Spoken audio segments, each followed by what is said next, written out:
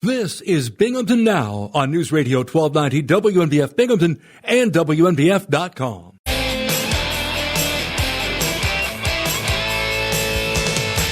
I'm Bob Joseph. This is Thursday, October 3rd, 2024. You are listening to WNBF's Binghamton Now.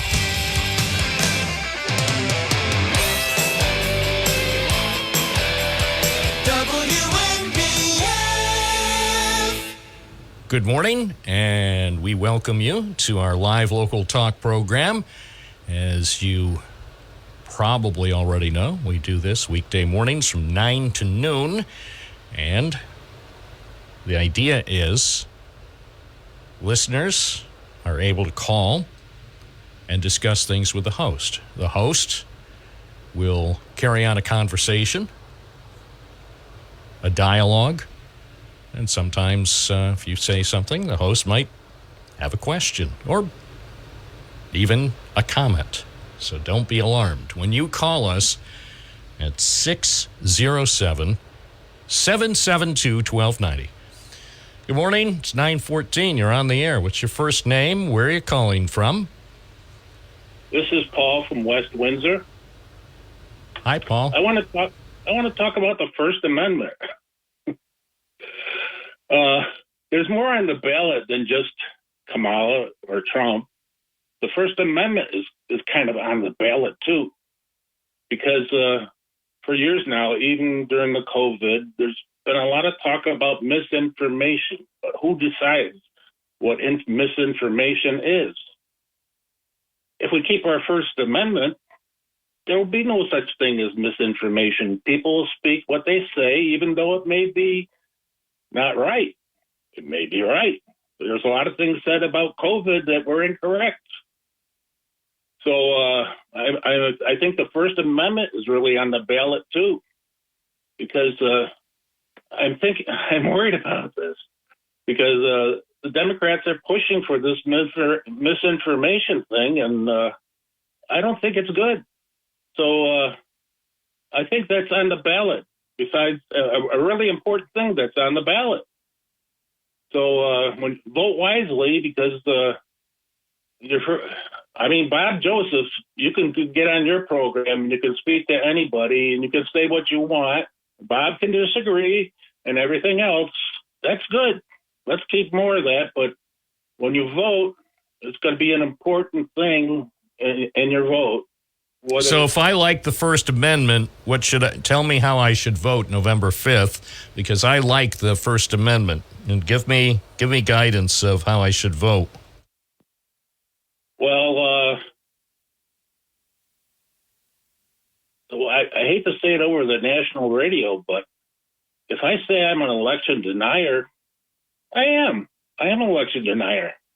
Trump tried to prove, couple attorney generals in Georgia and Nevada, he tried to prove that the election was tampered with, and now they're going after him with the DOJ, and there's so much misinformation out there that he didn't have a chance to prove it. He had the pillow guy trying to prove it, the Sousa trying to prove it with 20,000 mules.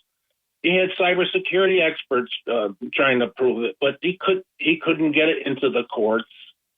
I'm an election denier, so get the FBI after me. I don't know, but I would vote for Trump. Well, you can be an election denier. It's a free country. No, I would say there are millions of election deniers in the U.S. I hope so, Bob, because you have a right to your opinion under the First Amendment, and you shouldn't have the IRS after you if you are.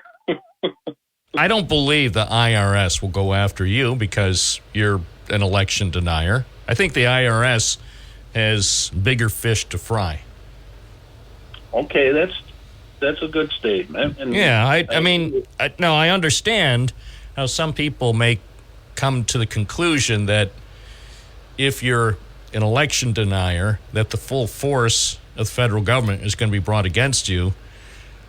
It's highly unlikely. I will say this, though, for those who clearly violated the law, trespassing or acts of violence, then the federal government, the DOJ, may come after them. In fact, the Department of Justice has come after some people, but it hasn't, to the best of my knowledge, the DOJ and the FBI and other agencies have yet to go after, shall we say, the millions of election deniers or millions of people who believe that in 2020 Donald Trump won.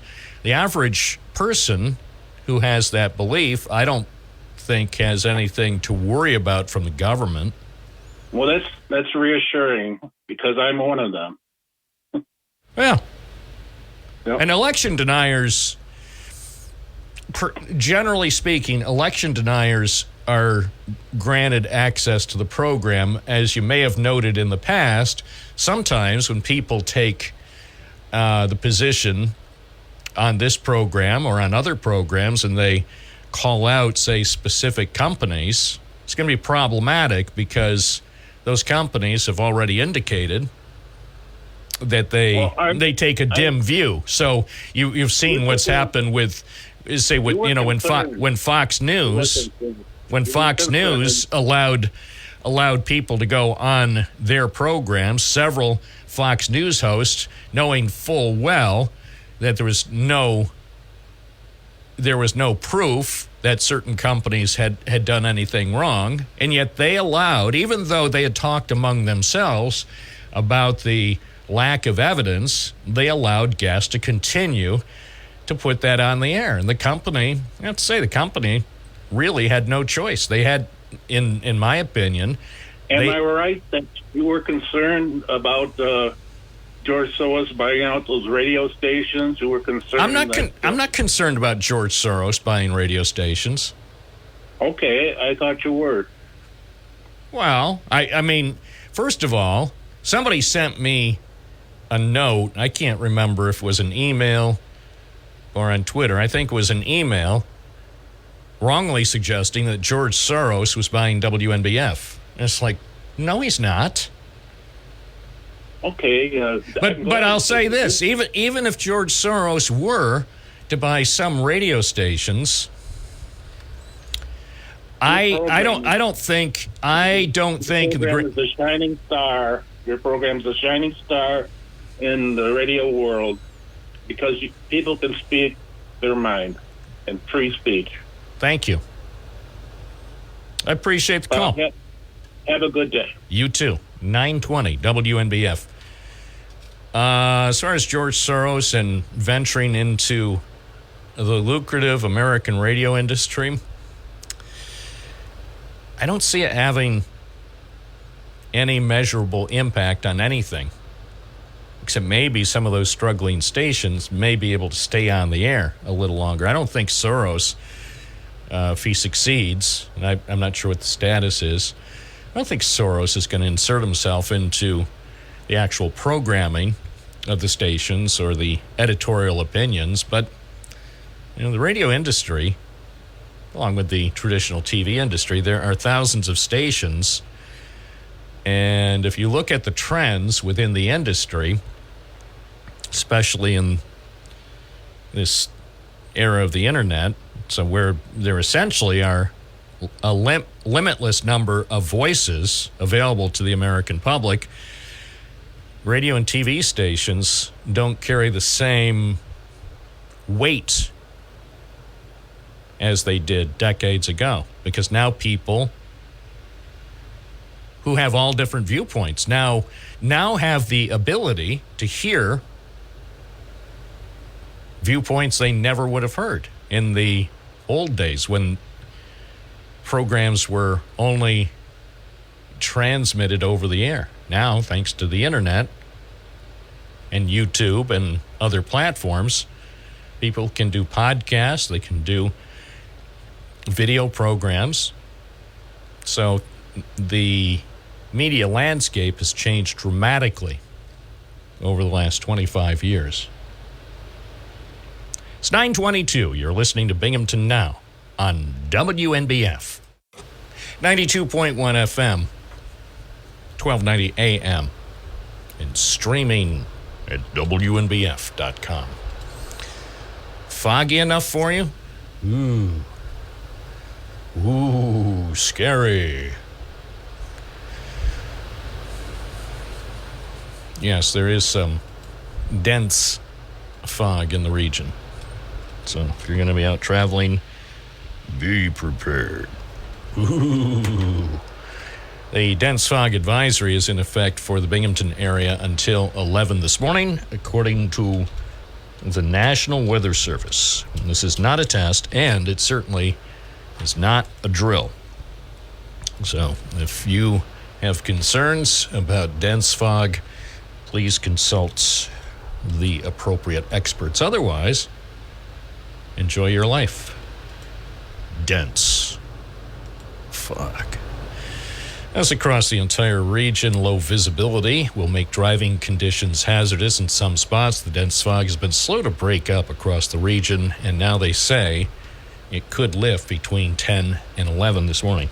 That's what they say. Remember, they are the government, the National Weather Service, so they know about these things. Watch out.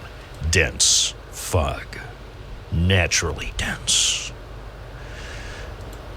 Here's a complete forecast from News Radio, WNBF, and the National Weather Service. So fog should eventually disappear in the next hour or so. And then mostly cloudy this morning, gradually becoming sunny, high 72.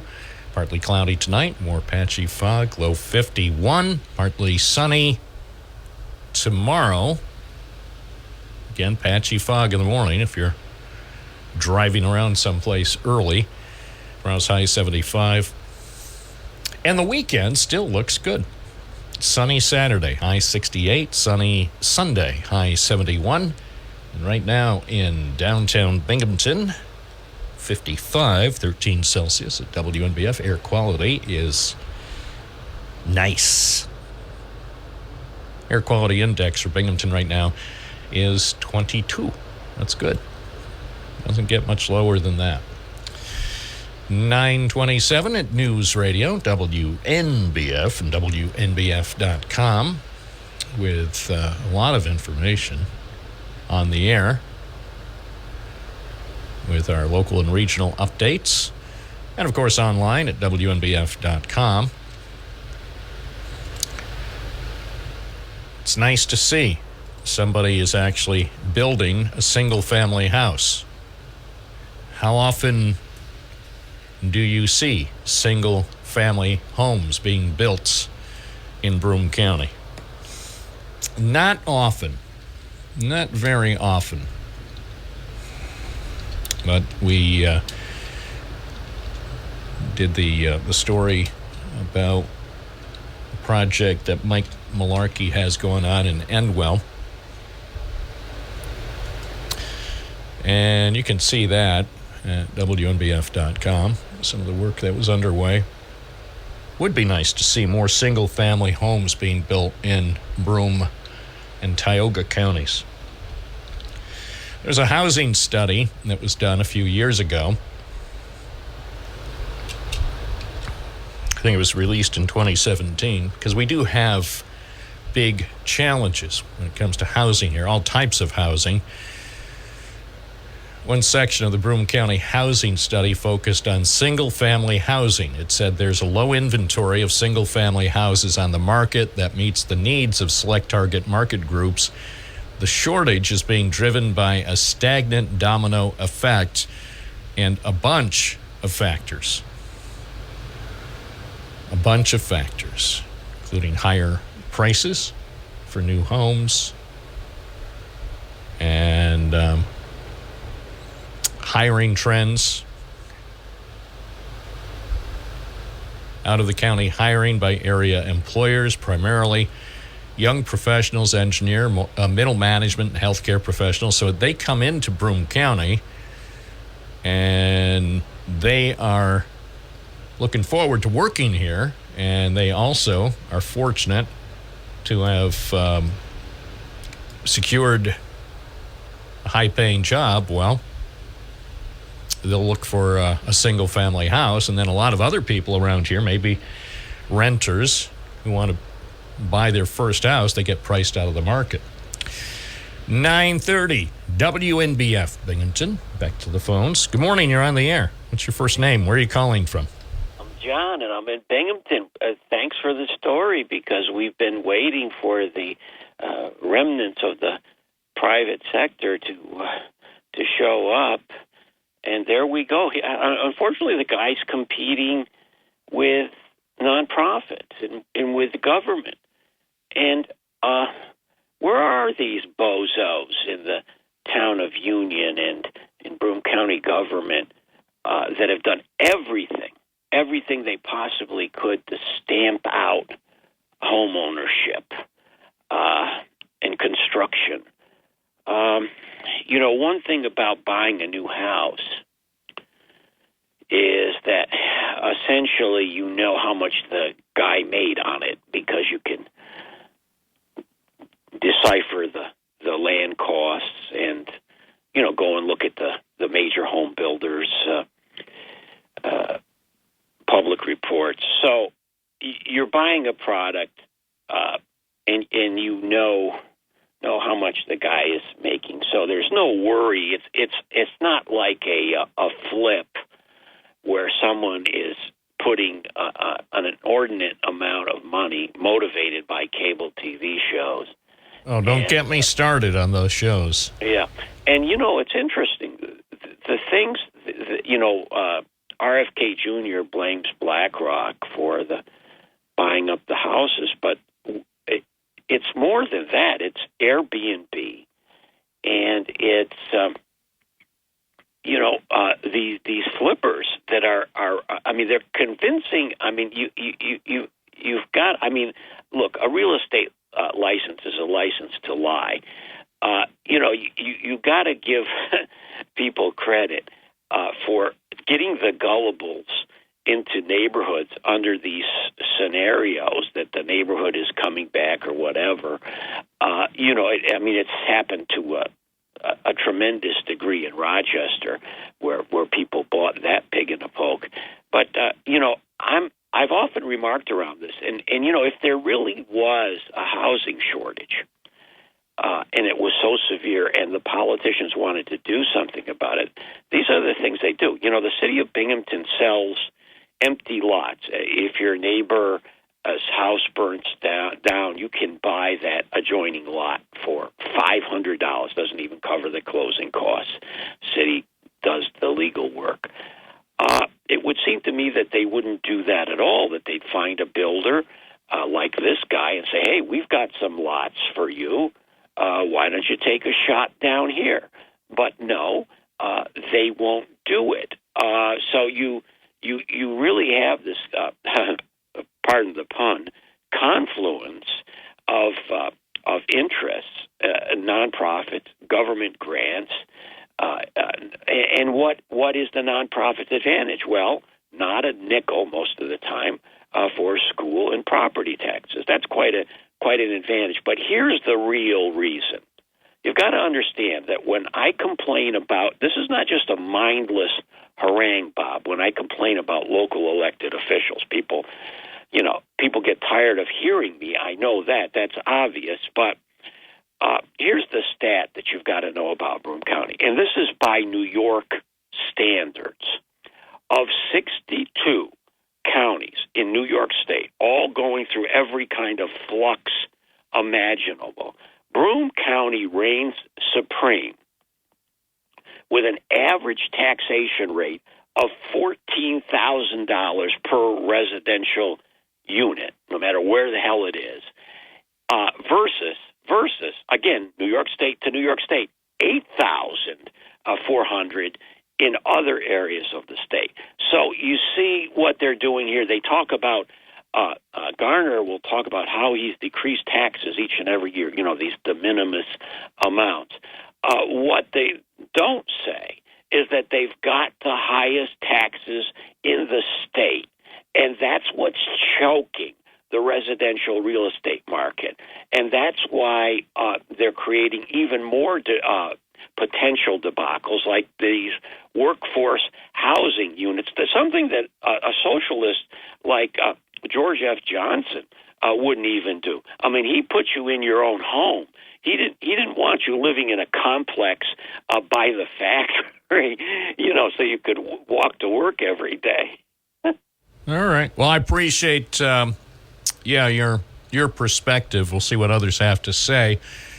As I said, can't tell you the last time I've been on the site of a single-family house that was being built by someone who didn't have, as far as I know, any kind of assistance from the government or tax breaks or other things that were incentivized. It just struck me as a rare development. I'd like to see more in the future. It's 9:36 WNBF in Binghamton now. Good morning. You're on the air. What's your first name? Where are you calling from? My name is Stu, and I'm calling from Vestal. Hi, Stu. I noticed one of your previous callers here just a little bit ago, you mentioned Fox News as specifically condoning spreading false information.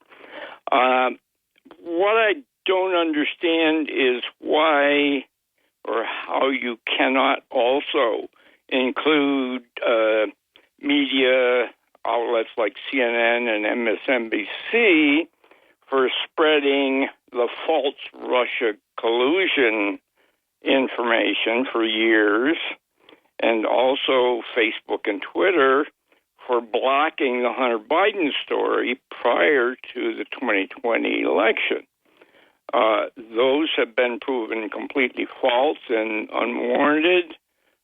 It's been admitted, and I don't understand how you can pick out one media channel and not include the others.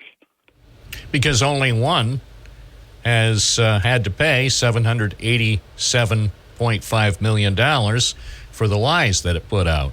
No other media organization in the history of the world ever has agreed to pay $787.5 million for telling lies consistently. So Fox is in a class by itself. Well, it is in that sense, okay? But it's also been proven that the lies that were told by CNN, MSNBC, the blocking of the Hunter Biden story, that's also been proven to be false. Granted, they didn't have to pay any money for it. I think they should. Well, I think Hunter Biden should be suing the New York Post for putting his private information in their paper. New York Post took information that was privileged and private that belonged to Hunter Biden. There's no doubt about it. And they splayed it across the front page simply because they wanted to, well, two reasons. One, of course, most importantly, Rupert Murdoch wanted to sell lots of newspapers.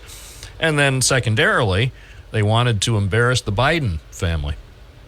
So if the news, whether it's the Press and Sun Bulletin or the New York Post or the Wall Street Journal, gets hold of your private information, you certainly don't expect it to be on the front page. That's not appropriate. It's unethical, and some might say it should be illegal.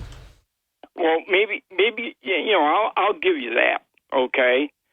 But my point, you're missing my point, or you're not acknowledging it, that since those other rumors were so blatantly broadcast, then I believe they need to be included in any misinformation stories, because they definitely were.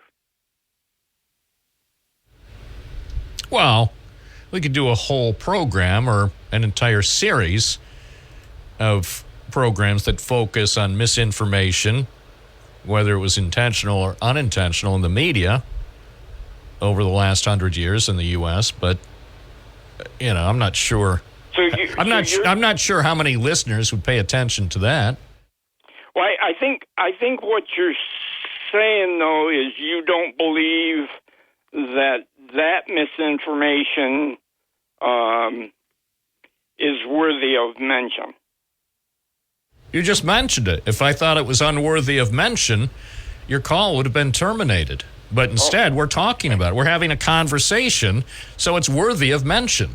Just because I didn't mention... why you didn't mention it. Because I can't mention every wrong committed by the U.S. media every time the subject comes up. People would say, Bob, knock it off.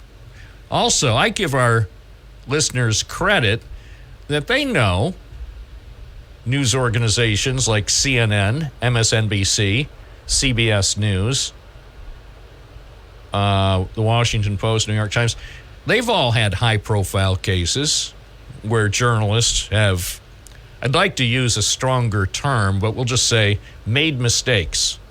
If I was talking to you off the air, I might use a stronger phrase. We'll just say where some of their employees, whether it's individual journalists or reporters and editors, where in some cases intentionally they lied and made things up, or in some cases maybe it was unintentional and maybe they just stumbled and bumbled because they weren't careful enough. Either way, I can't think of a single news organization anywhere that hasn't made mistakes and hasn't.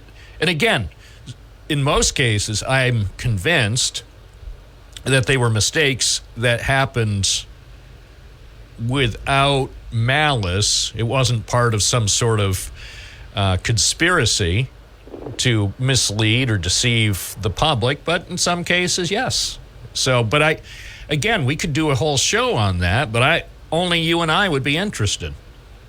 Well, I wouldn't be interested in everything that has happened for the last 100 years, probably.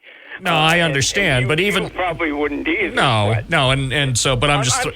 I'm saying, these things though had major political implications, whereas a lot of these misinformation stories don't.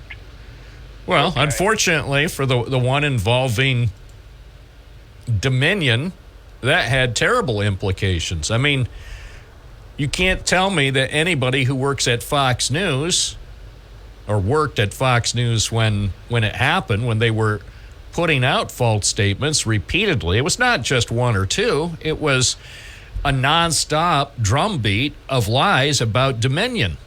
So Dominion Voting Systems, in order to protect its reputation, took Fox News and Rupert Murdoch to court. And before the case could be determined or adjudicated by the jury that would hear all the evidence, Fox News agreed to pay more than $787 million. Now, that says a lot. I think the attorneys for Fox News must have told Rupert Murdoch, it's in our best interest to do this enormous settlement, because if we're found guilty, if this goes to the jury and we're found guilty of what Dominion says we've done, we might face penalties of $1 billion or more. So I think Fox News Channel put itself in a very unusual and sad position. There have been news organizations that have had their own scandals over the last few decades, and it's embarrassing. It's embarrassing to the profession. It's embarrassing to the individual journalists. And, of course, it damages the credibility of the profession. Yeah, don't get me wrong here, okay, because I'm not a huge Trump fan, okay, and I don't for a second believe there would have been enough votes, no matter whatever happened, that he would have won that 2020 election. I just don't believe that, okay? But I just don't like the way that some of these, I call them liberal media outlets, operate. They let all these talking heads on that just spin everything negative about Trump. But they do it for the ratings. They do it for all the right reasons, for the ratings and therefore the money. That's what America is about. America, if you're in business, is about the money.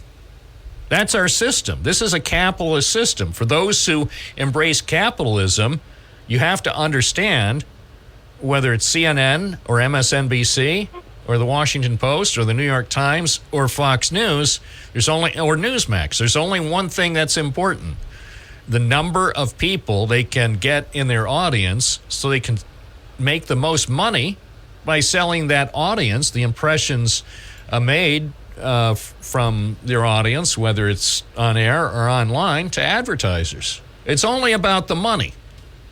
Right. I understand. You know, I mean, people say the liberal media. Trust me, liberals aren't running the media. Most media companies are run by conservatives. Many media companies are probably run by, well, I don't know how many are run by billionaires, but we'll say they're very successful business people, usually, not always, but usually older white men who are quite well off and most likely have a conservative worldview. Now, I don't know right now who's running MSNBC, but I wouldn't be surprised that some of the key people making news coverage decisions at MSNBC could be conservative Republicans. And the reason they do it is about the money. Well, yeah. It's about the money. You know, and people would say, Bob, don't say that. That's a secret. Nobody's supposed to know that the media organizations exist only to make money. What do you mean? That's our system. I think you're speculating there, but well, I am. I made it clear. I have no idea at the moment, nor, frankly, do I actually care who's in charge of MSNBC. I do know, though, and it's received some coverage, there's a big power struggle at Fox News because the Murdoch family is split, as you know. I know that. Yeah. Rupert Murdoch, they say, won't be around forever, so one of his kids wants to continue running the Fox News empire, basically the way it's been run since it started in 1996, and a couple of his other children seem to have different ideas. Sounds like they want to make it more like CNN. So it's a fascinating story. It's kind of a family squabble, but it's still fascinating because how it turns out will have an effect on how Fox News covers things in the future. I guess my real goal here, though, is to see the coverage be equal. Okay? And I don't feel it is now. I think there's too many. Well, it never has been. Even back in the so-called golden era, when basically most Americans got a lot of their news at 6:30 from CBS or NBC or ABC, and maybe they had a morning paper or an afternoon paper, so there wasn't this frenzied competition. But even then, news organizations could not be completely trustworthy and completely balanced. I think they did strive to be because it wasn't as competitive. Now, in the current media universe, with so many people or so many companies vying for a limited audience, the competition is more fierce than it's ever been. And that's why Fox and Newsmax have programming the way they present it. That's why MSNBC has its type of programming. And CNN, some people would say, is something somewhere in the middle between the two. They're trying to find a niche. Not because they really support the niche, but because they really like making lots of money. More money every quarter. That's the only thing that matters. Well, they do get talked about, no question. Well, that's the whole point. That notoriety. If they're not talking about you, then you're not successful. I appreciate your call. Thank you for the discussion. Okay. Thanks, Bob. Bye. It's 9:49. Yeah, if they're not talking about you, what's the point? If a talk show is turned on a listening device on somebody's phone or an iPad in the middle of the woods, but nobody hears it, is it really a show? You need a show that people are listening to and talking about. They don't have to love it. They just have to listen and talk about it and continue. Keep listening to Binghamton Now on WNBF. Stay connected with WNBF using the free WNBF app. The app keeps you connected with Binghamton Now and First News Binghamton and all the other fine offerings. Presented to you by WNBF. 607-772-1290 is the Binghamton Now number. Another story at WNBF.com. Yes, we returned to the fabulous cogeneration plant at 22 Charles Street in Binghamton. Remember the good old days when that thing was spewing copious quantities of steam, when it was generating expensive power for desperate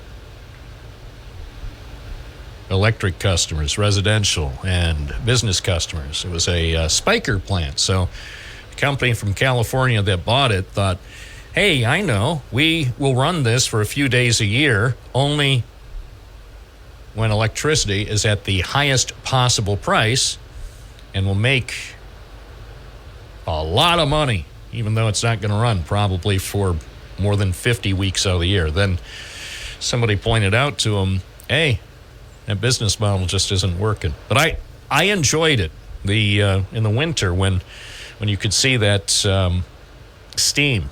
Say if it was about zero and you could see the steam rising from that plant, the first ward, it made me proud to live in a country where people can make a lot of money or attempt to make a lot of money on other people's misery. Anyway, they're turning that into a manufacturing facility now, so you can see for yourself what's going on at WNBF.com. 9:54, good morning. You're on the air. What's your first name? Where are you calling from? Oh, hi, this is Bob. I'm calling from Vestal. Hi, Bob. How you doing? I am well. Okay.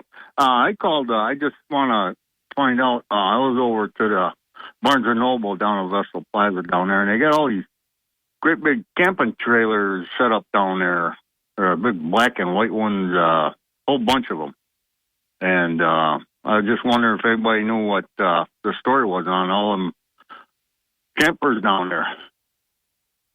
And if anybody knows anything, well, maybe it's non-traditional revenue for the plaza. Maybe they're leasing out sites since people need a place to stay. So I don't know. Yeah. It's first I've heard of it. Yeah. Where is it near? It's near the bookstore? Yeah, Barnes & Noble. I had a doctor's appointment over there, and I stopped over this morning, and I was surprised to see all them great big campers down there, and they're all spaced out, pretty nice. And Yeah. I didn't see anybody. Sounds like a good idea. Well, yeah, I didn't see anybody in them, around them, or Well, maybe they're anything going to like that. have a show. Maybe it's for some kind of a show. You know how they sometimes have camper shows or whatever? Yeah. Gun show. We got to have some gun shows. Yeah, that's what Broome and Tioga County should have, weekly gun shows. Yeah, well, I don't know, just a little bit of humor in there. Oh, so. okay. Anybody, yeah. So I don't want to take your time up. No, that's... Thanks very much. Yep. Thank you. I appreciate that. I had not seen it, but it would be interesting. Maybe Vestal is trying to boost its population with people living. Instead of living next to the river, they can live next to the bookstore. I don't know. Of course, Vestal officials no longer participate in the program, but if they did, they could call us at 607-772-1290 and offer some insight, because I'm sure Vestal officials, the town supervisor, the police chief, the planning people, the zoning people, and others know exactly what's going on, but because they don't participate in this program, they must participate in the other local talk shows. It's funny when you think about it, how many people live in Vestal. You would think that a lot of people who live in the town of Vestal would have some thoughts about how things are going over there. But alas, you seldom hear a discouraging word from Vestal residents. They're apparently quite happy with the way things have been going over the last decade. If you ever have concerns, you can call us, or if you're a Vestal official and have some insight into what's going on, you're welcome to call us, 607-772-1290. I'm Bob Joseph. You're listening to Binghamton Now at News Radio, WNBF and WNBF.com. We're joined this hour by Broome County Executive Jason Garner. Good morning. Good morning, Bob. Good morning, Broome County. How's it going? I am well. Before we go any further, I know you don't typically talk about politics in this segment, but are you in your office? I am. Oh, well, then you should call in some other time. Well, this will be just a quick thing.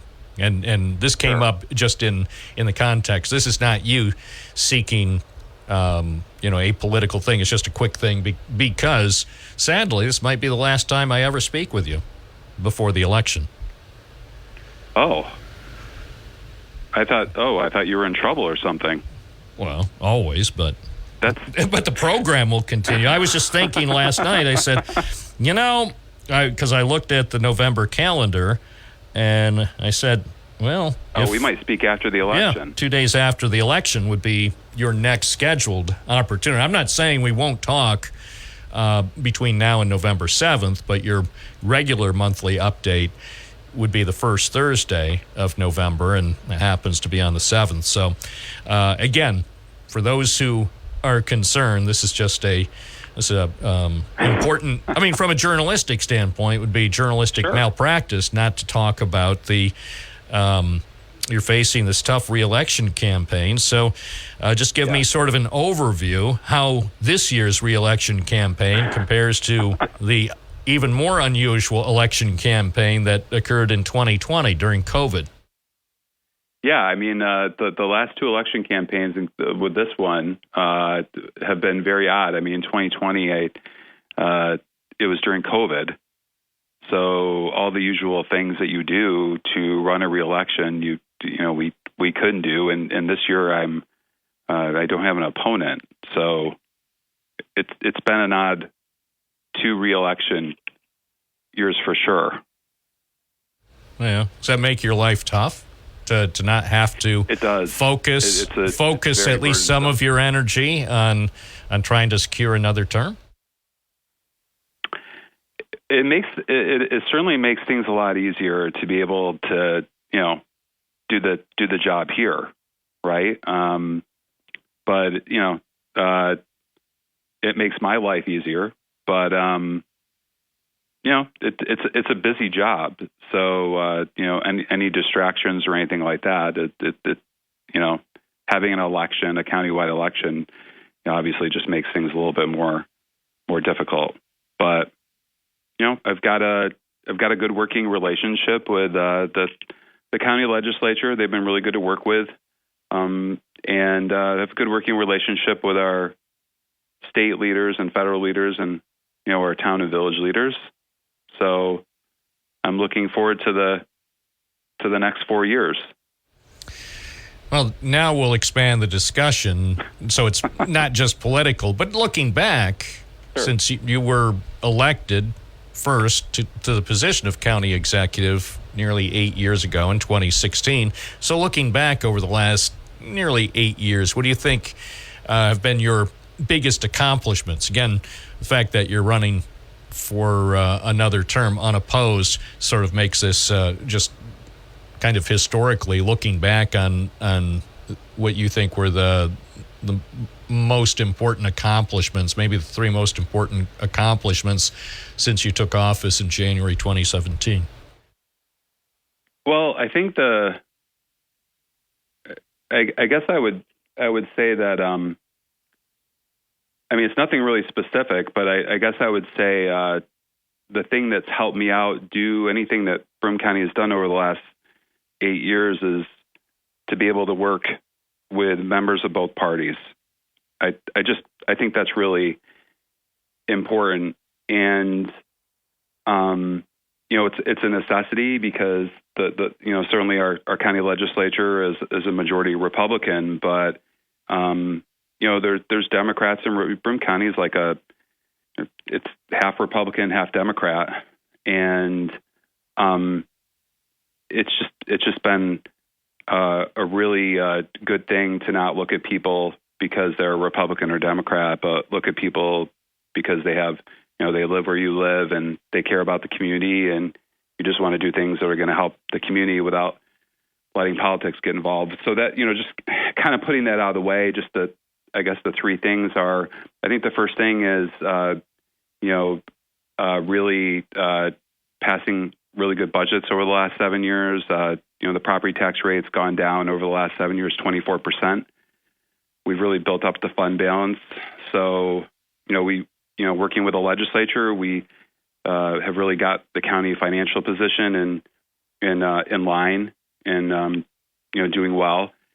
And I think I guess the two other things are, I look at our work with the Oakdale Commons and economic development in general, but there's been a lot of, obviously we've been able to turn that mall around where a lot of communities have really struggled with their malls. We have been a real partner with the mall ownership up there to bring back business and redevelop the mall. And I guess the third thing I would say is, we really redeveloped a lot of old buildings in Broome County. A lot of old EJ buildings. We've had a hand in filling up these empty buildings and getting rid of eyesores, whether it's demolishing them or redeveloping them.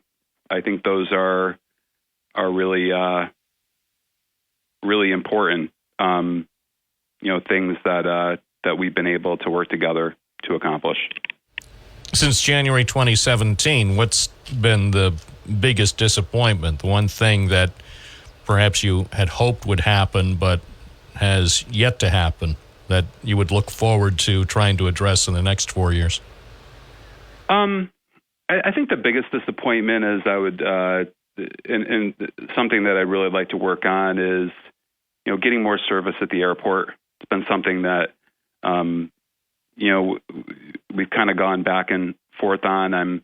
I am excited to see the growth of, the project they were able to, that's currently in motion at the airport to modernize our airport. And, we've had some successes. We've gained service. We've lost service. But I think there's a real potential there. It's just hard. It's just one of the hard things, no matter how hard you work at it. It's just hard to do because you're dealing with these, airports in your own region, airports all across the nation. And I think it's one of the things that I would really like to see more of. And I would have liked to have seen more of at this point, 6 or 7 years into it. And, we just keep working at it. But I would say if there was one disappointment, I would say I'd really like to have more air service up there, more flights. Although, as you and the county aviation commissioner have mentioned when we bring it up on a regular basis, so much of it is totally beyond your control. Yes, there's competition with other airports in the region, New York and Pennsylvania, but again, the entire airline industry has been reinvented over the last decade or two. So at this point, there are so few major players. Yes, there are upstart airlines and discount carriers that are part of the mix, but when so many people talk with me about the airport, they want to see more daily scheduled service from a major carrier like Delta. And I think as you've mentioned, it's not as easy as just begging and pleading and cajoling the people at Delta or some other airlines and give us more daily service with better times. No, it's not. But I guess it's just one of those things that it's the county. It's the Greater Binghamton Airport. It's the county airport, and at the end of the day, the buck stops with me. And I would have liked to seen more service over the last 7 years, considering the amount of energy and work that we put into it. And, I would certainly like to see more service. Hopefully we will in the next couple, in the next year or so, but, just to answer your question, just looking back at the last 7 years, I think that's probably been one of the things that I wish that we had been more successful at. Any regrets about the Avello deal? Oh, no. I mean, when you have opportunities like that, you got to take them. And, a lot of people flew out and were able to go to Orlando, and we filled up the plane. So absolutely no regrets at all. The only regret I had is I wish it lasted longer. But I don't have any regrets about bringing more service to the airport. Are there any additional conversations going on with Avello about possibly returning to the Binghamton market at some point? Not at this point.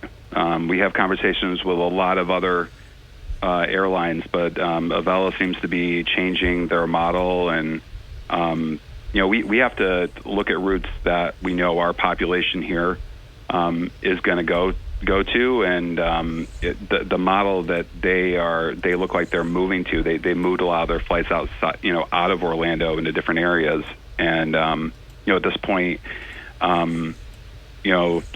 other airlines are much more are offering things that the people in our community want. So we're focused on that. Speaking with Broome County Executive Jason Garner on this Thursday morning, I'm Bob Joseph. You're listening to Binghamton Now on WNBF. Our guest this hour is Broome County Executive Jason Garner. 3 weeks ago, you presented your 2025 budget proposal to county residents and employees. Give us just briefly the highlights of the spending you're proposing for the coming year. Yeah, so I think the first thing people want to know is, did my taxes go up or down? Property tax rate is going to go slightly down again I think it's like the seventh straight year. I think it's a small decrease, but it's we felt we really wanted to hold the line on the property tax rate, and we have new initiatives, emergency services. We've added funding to the sheriff's office by about $2 million. So we really want to concentrate on public safety and emergency services, and we're on track to do another record amount of roads. So we're focusing on infrastructure, and then one of the things that we're also doing is we want to create a $5 million economic development and housing fund. Our ARPA money has basically run out, and we felt that we had made a lot of great investments in housing and economic development with ARPA money, and we want to kind of take a bit of money and create a fund to work to continue to grow jobs here and continue to build out housing here in our community. We have a lot more work to do with that. So it makes investments in public safety, infrastructure, economic development, but holds the line on taxes, and we're happy to continue to be able to do that. Is money allocated for employee raises in the coming year? Yeah, we have upgrades. We actually have a lot of union contracts that are coming up next year, so we had to budget extra money for that. But we have like over in DSS, which we've done a little bit better job of hiring people, but we still want to work to continue to add more employees and retain people there. We've done a similar to last year. We're doing a retainment, like a incentive to continue to retain people there. And we've got some upgrades and some emergency services. I think we're upgrading our 911 dispatchers again. Just some critical jobs that we want to make sure that we fill. But yeah, it's a constant struggle to hire employees, and we're continuing to try to find ways to upgrade their salaries. But I think the biggest portion of the increase in our salaries will be just that we have a lot of contracts coming up, and we want to try to do better than we've done before, and making sure that our employees are paid well and compensated fairly. How many positions remain open in the social services department? I don't have that number right now, but I know that we've got I think over in DSS like this time last year we have 20 more people working over there. So we have been able, like the incentive, the retainment incentive has helped pay dividends over there in keeping people there. So we hope to build on that. And it's a thing a lot of companies are struggling with around here to get people to work for them. But it's just and we're no different for sure. Talking with the Broome County Executive, Jason Garner. It's 10:29. Binghamton Now Live on this Thursday morning. I'm Bob Joseph. You mentioned or touched on housing a few minutes ago. One thing that is notable in Broome County and in many counties across New York State these days is there seldom is construction of single-family homes. Almost all the projects tend to be multi-unit projects. Some are on the smallish side. Many are along the lines of 72 units. There was the big project in Johnson City at the Victory building that turned into 156 market rate units. We did run a story yesterday. I was glad to see that there is a man in Endwell who's actually building a single-family house. I believe it's on spec. I don't think he has a buyer lined up. And, the town of Union supervisor, Rob Mack, was excited by that. He's hoping perhaps that could serve as an example for future development of new single-family homes in the area.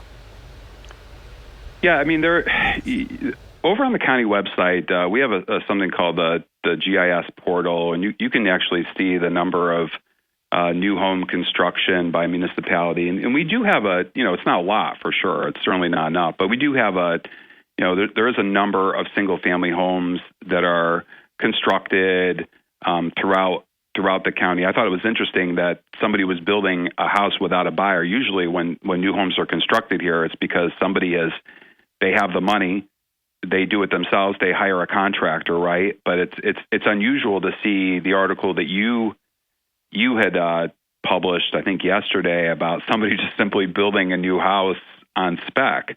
That typically doesn't happen around here. I think what you're going to see next year in Broome County is one of the things that we'd like to see, especially if you travel like in different places in North Carolina, Virginia. I just took a vacation to North Carolina this summer and drove down there and back. You see a lot of areas where people have built single-family homes in clusters. And that's something I really, I've talked to the agency a lot about that. In the counties even, we could possibly even put some funding into the infrastructure because not just building the house, it's building the water hookups, the roads, and the sewer. But like you drive by these places and you see a couple hundred homes that are in these communities, and I think that that's something that we really need to work together on to find some infrastructure funding on, maybe find some state funding, but also work with the agency to be able to find some incentives for those types of communities, along with what we're doing already. I mean, you referenced some really large. We have a lot of large housing projects that are green-lighted. They're breaking ground, or they're going to get built out over the next couple of years. I mean, hundreds and hundreds of units of apartments. But I thought it was really cool that guy was doing a spec house. But I guess that shows the demand that people, that there is in this community for single family housing. Well, he's hopeful, and he was enthusiastic when I talked to him on the job site. He was busy himself working with some others on the site at 8:30 in the morning. So he's hoping. He says that house off Taft Avenue should be completed by probably in about 3 months. And you look at the data, right? I mean, 1,300 homes for sale in the greater Binghamton MLS right before COVID. Now there's 250 homes. You got realtors that are getting, they're selling a home in a day or two. They're getting offers and they're accepting offers in a day or two, where, 4 years ago it took months to be able to get offers. And so the demand is there. So I think this guy is a smart guy, but I'd certainly like to see more of the spec housing. But I think more of the larger housing communities are going to be what you're going to see, start to pop up here over the next few years.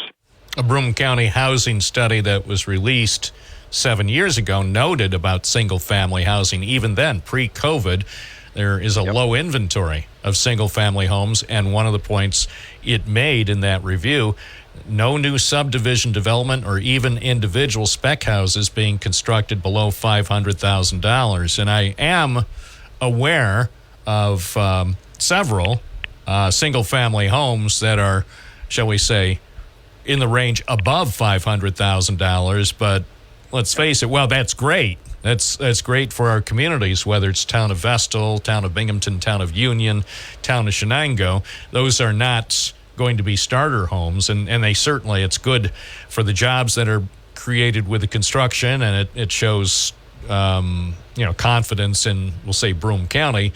But it is rare. And the report said, despite the large open spaces in Broome County and the things like the topography and the small acreage of available parcels, and as you sort of alluded to as well, the lack of basic sewer and water infrastructure really pose some limits for where developers could realistically build single-family homes.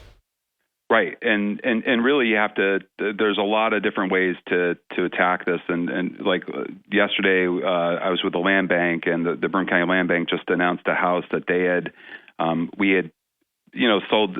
It was foreclosed on. We could have put it in the auction and sold it for $30,000. We sold it to them for $1,500. They received funding from the city of Binghamton and from the state of New York, and they've renovated this house. It's a beautiful house. It was a disaster when they got it. It's a beautiful house, and they're going to put it on the market. And I think it's up for sale for like $148,000 on Andrews Avenue on the east side of Binghamton. Now, that's a great starter home. And so for somebody who is starting off, making that, salary of $40,000 a year, that would make them eligible for this type of housing. So, whether it's, these large apartment complexes we have going, these larger communities, spec housing, stuff that the land bank is doing for affordable housing. I mean, it's really kind of an all hands on deck approach to build out more of these units and get more people to be able to come here and work here.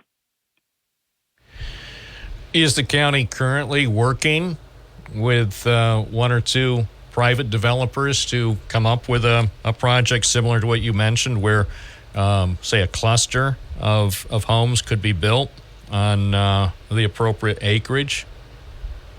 Yeah, we are. I mean, we're having a lot of discussions, and I think having the availability to make some investments in infrastructure. So if somebody wants to come in and build 50 or 100 single-family homes on 50 acres of land, they, the sewer hookups, the water hookups, the roads, the sidewalks, those are expensive things to be able to do. And building a home right now is incredibly expensive.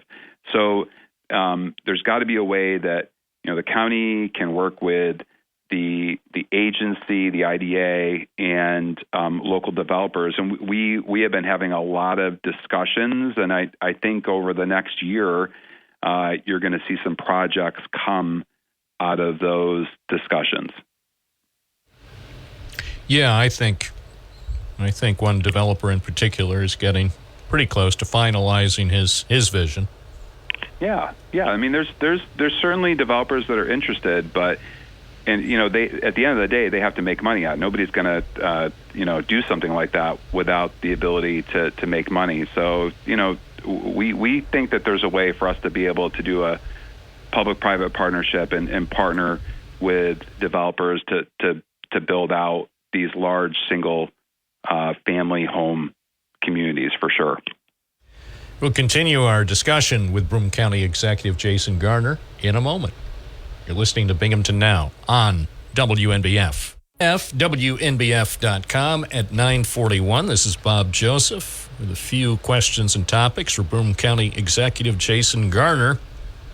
Construction is continuing on the Veteran Services Center, which also will include a residential component on State Street, a little bit north of the Binghamton Plaza site. Give us a status report on that project. Well, I know they're prepping for completing the roof and putting that on. They're installing the plumbing, heating, and the electrical systems right now. I think they're putting on some of the I haven't actually been over there in a couple weeks, but I think they're putting some of the siding on the main building.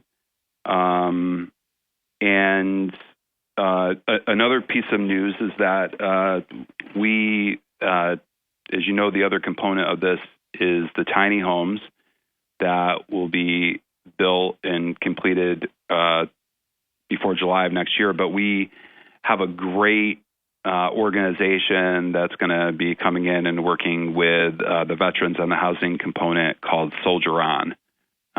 We did an RFP, and we selected them to run that part. They have a lot of experience in working with veterans and housing them and running those programs for veterans. So we're really excited to get a provider that's what their job is, to work with housing veterans. So we're excited that that's been happening. But yeah, we're on track to finish the whole project, and we're excited to see it happen. How will it be determined who will have an opportunity to live in those tiny homes? Will there be some kind of lottery ultimately to go through the people who have an interest in possibly living at that site? Well, certainly it's going to be, there's going to be income guidelines. I think that's the first thing, right? We want to be able to provide this housing for people that really, really need it, and there is a need. If you're a veteran and you're a millionaire, that's great, and we appreciate your service, but we're not going to be able to provide one of these units for you. It's for people that really need this type of housing. So I think that's going to be the first guideline, and we're working. We literally just retained their services. I don't think we've signed the contract with Soldier On yet, but we will soon, and that would be an important part of the discussions once we've finalized the contract. Is how we'll onboard local veterans into those apartments. Do you think that those units then could be occupied by at least some people by the middle of next year? Is it feasible? I think the demand is there. I think the question is how quickly we can onboard them right into the homes. There is another housing development that Helio is doing at the former shelter workshop that's also going to offer some veteran housing as well. But we're pretty sure the demand is there based on all the people that we talk to. But I think it'll go pretty quickly. We were able to get Soldier On board quickly by the fall, by this time. So we just have a lot. We have a number of months to start those conversations and make plans and be able to start that process. So as soon as our code enforcement says, okay, building's open, homes are open, they're ready for our veterans to move in. I want them in there, as soon as possible. Is the county still waiting for the state to sign off on that part of the project? Is the state still reviewing all aspects before things can proceed with the tiny home part of this project on State Street? Nope. We've got the state has been really gracious. They've given us a couple large grants. I think almost close to $1.5 million of grant funding they've been able to secure for us. So we're very happy with with the work that we've been able to do with the state. So it's really just a matter of once we had our housing provider retained, to just start to make plans with them, and then of course having the homes built out. But in terms of the construction, we're on track to go by I think July is the date. 2025 is the date that we're going to be able to open the building and start the housing will be completed. So that's what we're targeted. And I understand those housing units, apparently 5 will be single units and 5 double units will be coming from a company that makes modular housing in Montgomery County? Yep. So those will go up very quickly. There's a lot of utilities to connect and all that kind of stuff. But like I said, the whole building will be done quickly, and it's pretty fascinating to go by there every couple of weeks and see the progress that they've done on it. It's really, really neat to see. And I know, just talking to a lot of veterans, that they're really excited to see that. And I think that whole area is really of the north side is really going to be improved. I know the Mayor Cram is working, and they're doing a $40+ million renovation project at Countrytown Apartments. The Greater Binghamton Plaza property is going to be redeveloped. So I think the future of that area is really bright. I think a lot of things are going to be improved there. It's a lot of progress happening there. And the city also is planning to replace the existing fire station that's near the Binghamton Plaza property. That's right. I saw that. Yeah. So a lot of good things happening over there. It goes without saying, because of recent news developments. It's a neighborhood facing challenges. I mean, all sorts of challenges with poverty and crime and appropriate housing. Sad reality with I think it's 22 buildings at Town and Country. They're in bad shape, and as Mayor Cram has told me, I think about half of those apartments now are vacant in preparation for finally a massive renovation project that's long overdue.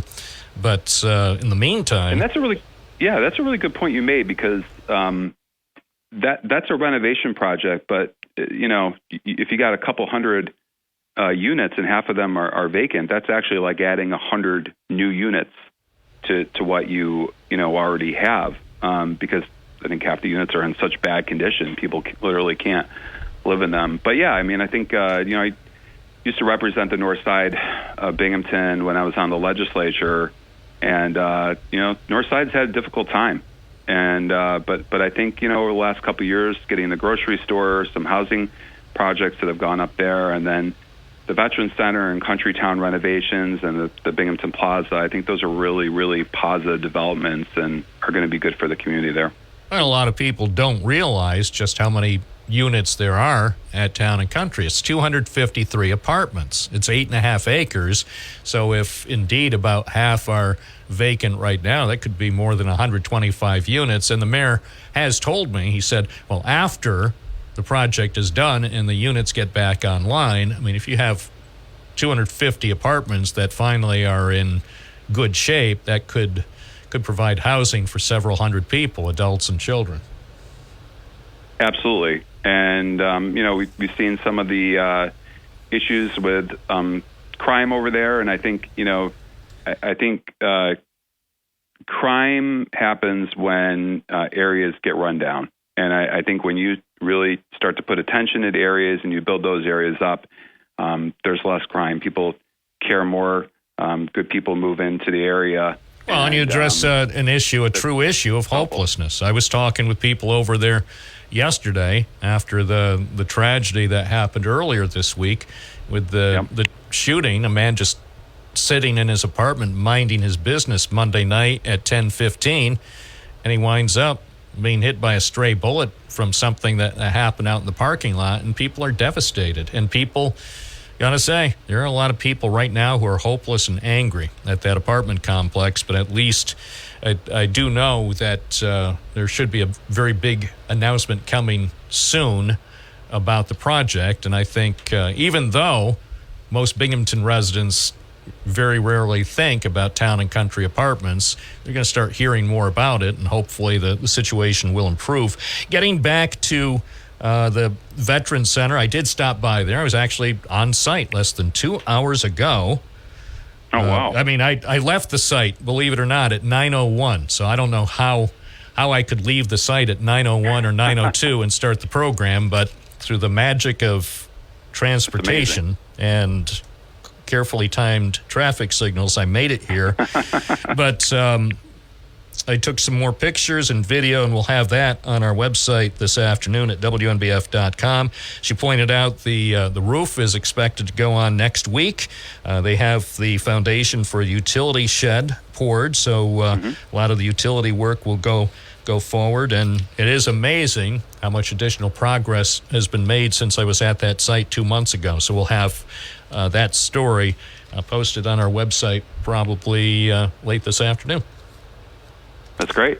What did you think of it? Was it cool? Did you see? Did you like it? Yes.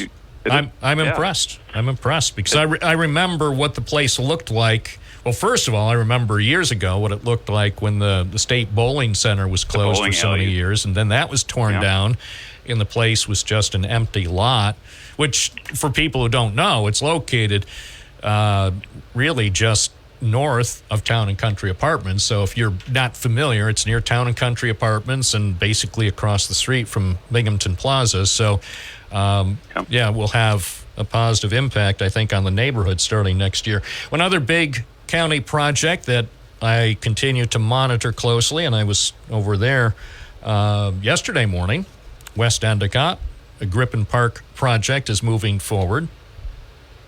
What's your sense of that project? Because a lot has changed at Grippen Park, and people who haven't been to the park in several months or a couple of years probably wouldn't recognize the place even now, even though the project is not finished. It's a massive project, and like you said, a lot of construction. They're still full bore into construction. I think most of it's going to wrap up this year. They will have the floors. I don't know how close you were able to get to the site. If you could see there's a massive concrete floor, new concrete floor that we put into the building, but that all has to be sealed, and it has to be sealed at a certain temperature. So while most of the construction is done, we will seal it sometime early next year when the temperature gets warm enough. But like all the the interior lights are being put in there. They're still working on the roof, putting fencing around places. That they'll do the amenities. Talking to my parks director, we're talking about we're actually buying this skating. I don't know if you want to call it a rink, but this, for lack of a better term, this the ice the area that we're putting in so people can do ice skating out there. We're purchasing that, so it's been a really big project, and people will be able to fully enjoy it, and there'll be just so many things for people to be able to do there. And we have a lot of events planned there next year. We're definitely going to want to be doing concerts, some Christmas events along with the ice skating. We think that's a good place to do some things like that, and maybe have some food festivals out there, kind of similar to we have a lot of events going on at Teningo. We want to really be able to do a lot of things there for the community as well out of Grippen. One project that gets scant attention because most people don't even know where to find it is the Center Village Bridge. And we've talked about that a couple of times. The last time I brought it up was about 4 months ago. It's a bridge that was constructed in 1890.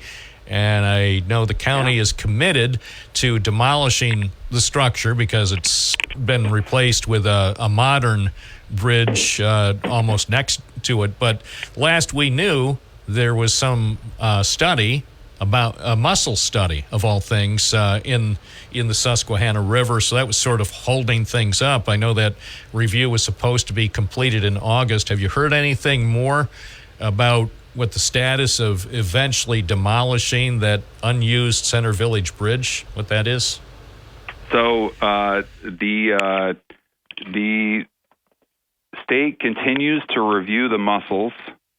They're reviewing the study that was completed, and we are waiting for them to determine what if the amount of mussels underneath the bridge is an actionable event.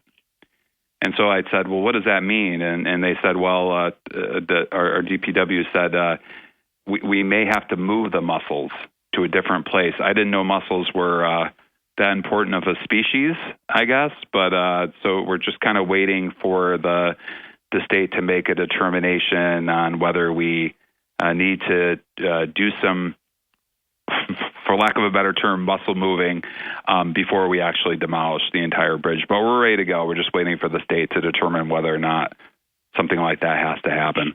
Speaking of bridges, as you may recall, last December, there was a pretty damaging fire under the county-owned and maintained Bevere Street Bridge, and the county had to pay thousands of dollars to fix some of the damage at the Shenango Street side of the bridge. Are steps being taken to make it less likely that something like that could happen under that bridge? Because that appeared to have been linked to whether it was a homeless encampment or one person living under the bridge. Fire ignited and created a substantial amount of damage that needed attention. Are steps being taken to try to prevent that from happening again? Yeah, I mean, we certainly don't want to see something like that happen again. I think, as we're seeing more and more of these encampments, like in municipalities like Binghamton and in other municipalities, are, I think, doing the best job that they can of, getting people moved out of these areas that can cause damage, like what you referenced over at our bridge near Otsonango Park.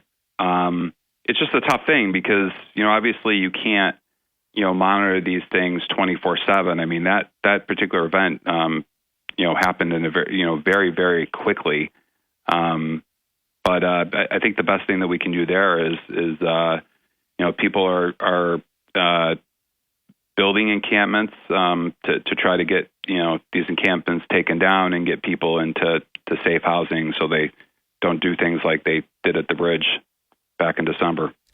Broome County Executive Jason Garner, thank you. By the way, you are permitted to call into the program before November 7th. I might do that. All right. Stay tuned. Might do that. All right. Hope you have a good day. You too. Take care, Bob. And coming up, we'll be taking your phone calls here on Binghamton Now on WNBF. We're joined now by Edward Marte, who's an organizer of a Hispanic Heritage Month celebration here in Binghamton. And welcome to WNBF. Thank you. Good morning. Buenos dias.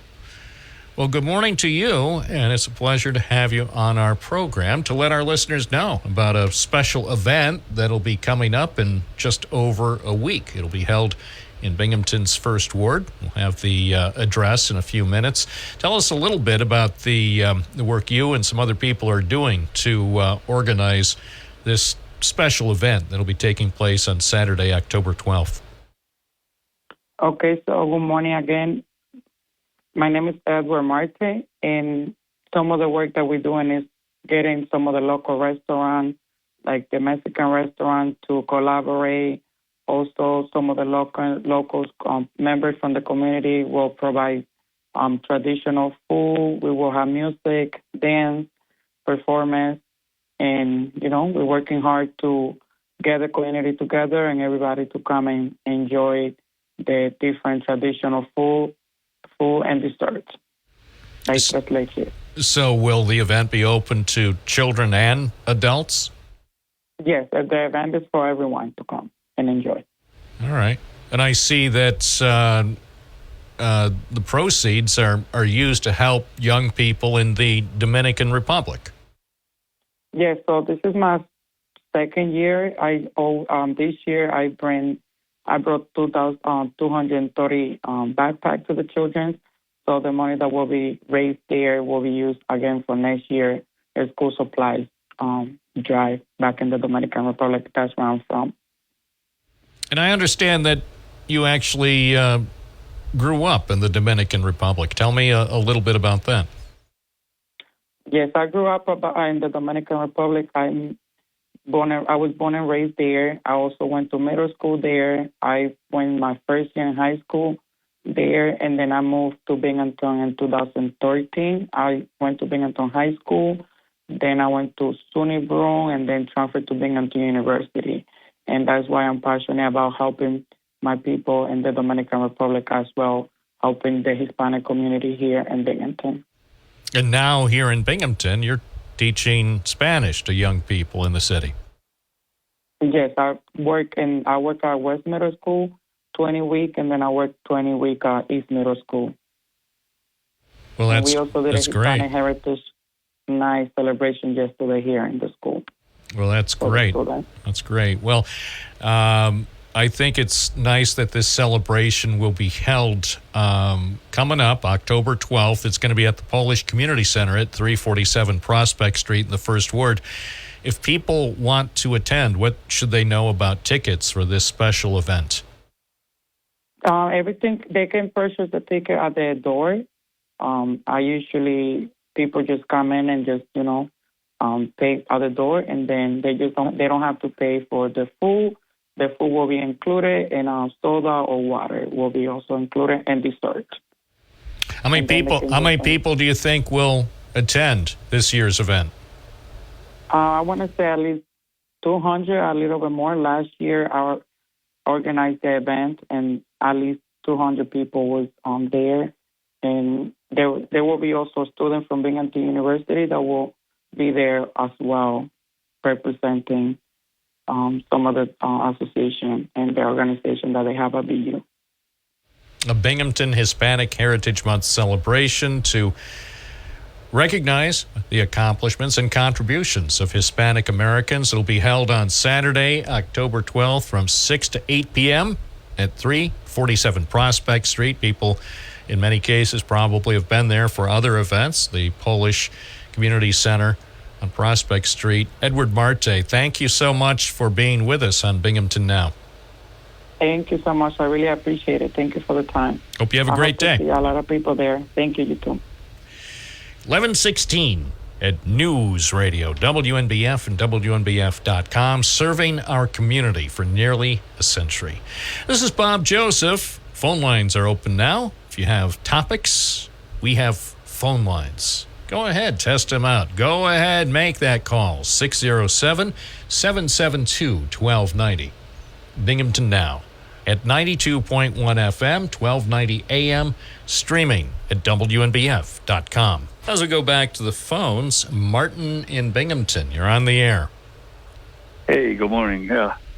I made a phone call yesterday and we're talking about the devastation here with the tornado, the hurricane. And then there was a follow-up call behind me that the guy says, there's climate change. There's minuscule of data. That's exactly what he said. Minuscule of data. Again, I got it on right now. You ever watch the Weather Channel? I mean, watching the Mets. Oh my God! It's ignorance stemming from the word ignore. You're ignoring the data. You're ignoring what's out there.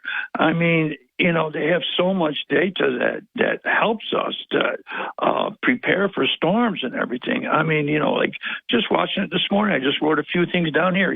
They have the speed of there's impending storms down off the coast again. They have the speed, they have the spin, they have the path, they have the likely intensity of an impending storm to get people prepared. And then with the heat index, like which and the storm, like I said yesterday, just 1 degree, it goes up. It intensifies these storms by tenfold. Look at Helene and all these other storms that they've done, and you can watch live. You ever see? I've seen it in the afternoon when there's a tornado nearby. They have it. So it's such a science. They have it down. Okay, it's near you. It's this. Is you better be prepared. It's heading this way. This is the path. So okay, get to your shelter. I mean, it's one of the most moronic statements I've probably ever heard. Well, I mean, some people can't handle the truth. I know people. There are two kinds of people, those who believe science and those who don't believe science. And if you don't believe science, you may not believe about the reality of climate change. I mean, there are a lot of, I'm not going to dredge up other topics because that will only derail our focus today on climate change, but there are a lot of other topics that people just don't believe the science, and they're perfectly happy to ignore the science. They perhaps when they were in school, science wasn't a required class. Yeah, but this, we all live here. I mean, to expound again, you have the melting sea ice, the Arctic, the Antarctic. Yeah, but that'll be good. That'll be more beachfront property. That's good for developers. Yeah, well, there's disappearing islands, and like right now, you have graphs, you have charts. There's just so much data, and and I saw this last night on television. There's going into their second season. There's a program now called Fire Country, and we experienced that last summer. I don't know where this guy was last year, but maybe if he was lucky during the first week of June, he was in Anchorage, Alaska, and wasn't exposed to the wildfire smoke from Canada, but we were exposed to it. We saw it. Anytime you can see the air that you breathe, that's not a good sign. And that period of time, I can't remember if it was really bad for about 4 or 5 days. I have never seen anything like it, but Martin, my fear is we're going to see that again and again. Yes, because the heating of the planet is happening. And, we're lucky we didn't get it again. They're having the fires up there again. I was in the hospital and I got out and I remember driving back home and I was like, saying to the driver, look at this, what's going on? He said, it's been like this for a couple of days, and, there's... Well, and here in downtown Binghamton, to a large extent, streets were deserted for 2 or 3 days. Only the people who needed to go out, and some of the people were wearing masks, and they would run from a building to their car, and then they'd run inside wherever they were going. But a lot of people wouldn't go outside while all that smoke was coming down and dropping down to our street level. Yeah, I could go out on my deck and see that, But there's a saying, too, nothing changes till it becomes real. And so when you can see it and smell it with your own eyes and stuff, I mean, you can't ignore that anymore. I just thought that statement, minuscule of data concerning climate change. It's like, oh my God! Like I said, I'm watching the Weather Channel now, and it's just unbelievable. Yeah, well, that's why some people don't like the Weather Channel. I think that's why Fox has its own Weather Channel, because I think Fox started a Weather Channel so they could shy away from any reference to climate change for those who are offended by it. Oh, that's a guess. I don't know. I accidentally stumbled across the Fox Weather Channel once and watched it for about 20 seconds and thought they didn't have anything more to offer than the Weather Channel or AccuWeather. I'm sure they're great meteorologists, but I just thought, well, it being run by Fox, they probably got a memo from Rupert Murdoch not to mention climate change. Well, if you fish, yeah, that's true. If you fish or hike or do anything, you're going to live by this Weather Channel. I mean, of course, we're all affected by the weather. Why do you think every night on Action News, in a 30-minute newscast, about 18 minutes are about the weather? Because it affects everybody. Yes, it is. Yes, it does. The weather is the most important thing. The weather is more important than politics. It's more important than sports. And I'll go so far to say something really controversial. The weather is even more important than the price of gas. Yes, it is, because, these people can't get to gas. Right. These people are cut off in Asheville and in this Red Rock and all this. It's like, oh, my God. And the death toll now has risen above 200. Yeah. 200 of our fellow Americans were killed by this hurricane. And rising, Bob. I know. So many people missing. It's terrible. The death toll will continue to rise in the coming days. Yes. So there is nothing, you're right, there's nothing more important than the weather. I mean, and unfortunately we've had, as I like to fish, and there's been more rain all the time. We're already, 6 inches above. I know. What we're just days away probably from our next big downpour. I appreciate your call. Yeah, thank you very much. I appreciate it. Thank you, too. It's 1126 WNBF, your radio station. Hi, you're on the air. What's your first name? Where are you calling from?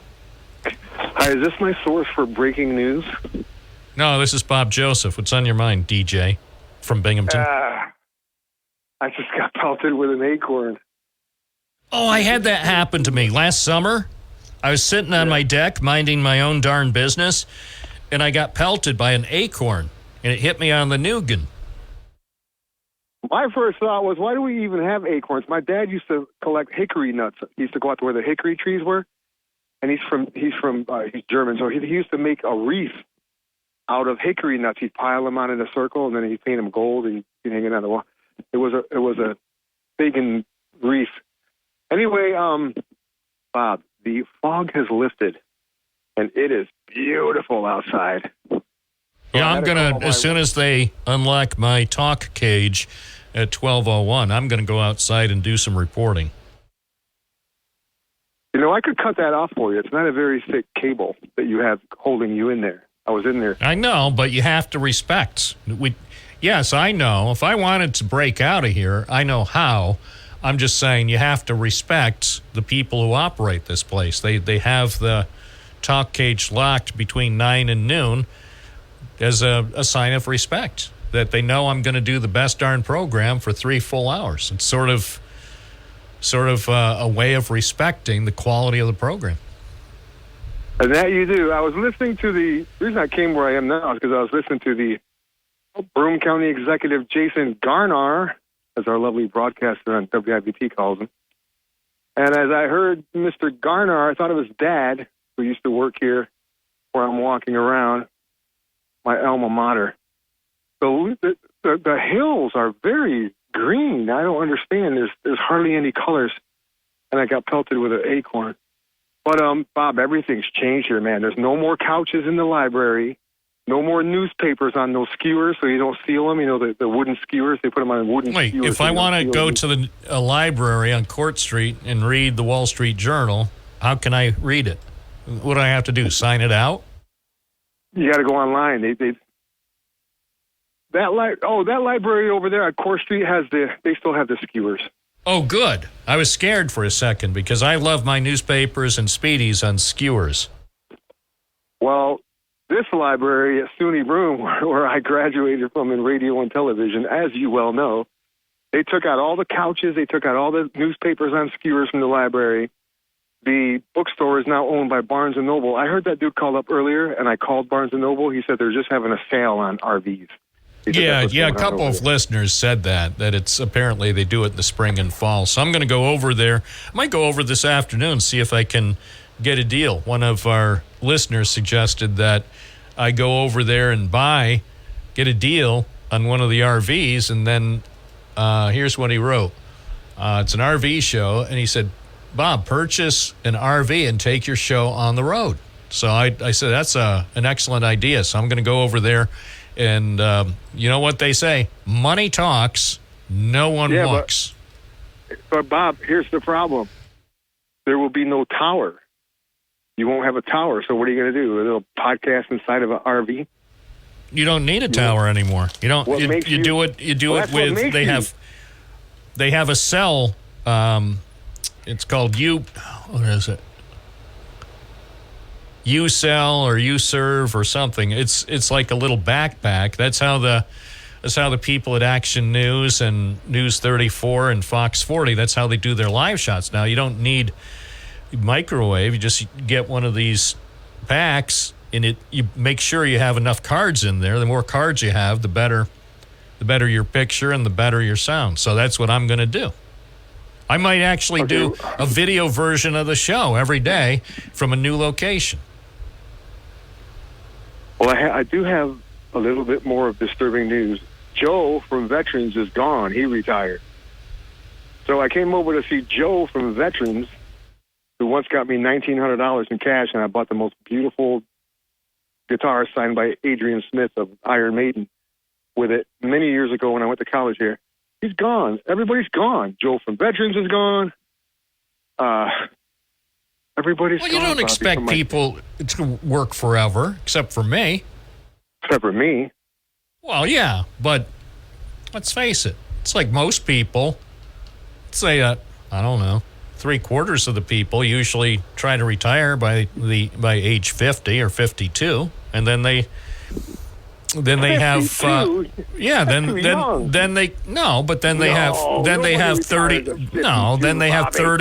or 40 years to travel the world in their RV that they got a deal on during the show. Well,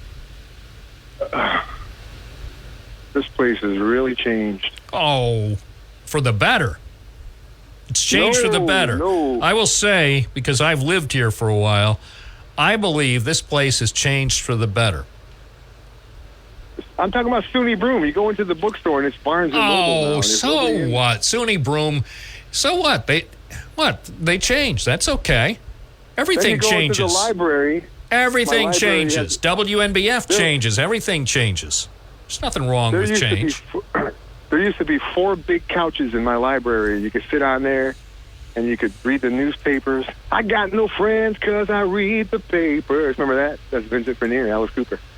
I used to read the papers and sit on the couch. And now what do? I guess basketball hasn't started yet, so I can't come to any games. Well, you can go out to the CVS if you can find one they haven't closed. Go to a CVS before it closes for good, and go buy yourself the paper. Go buy it.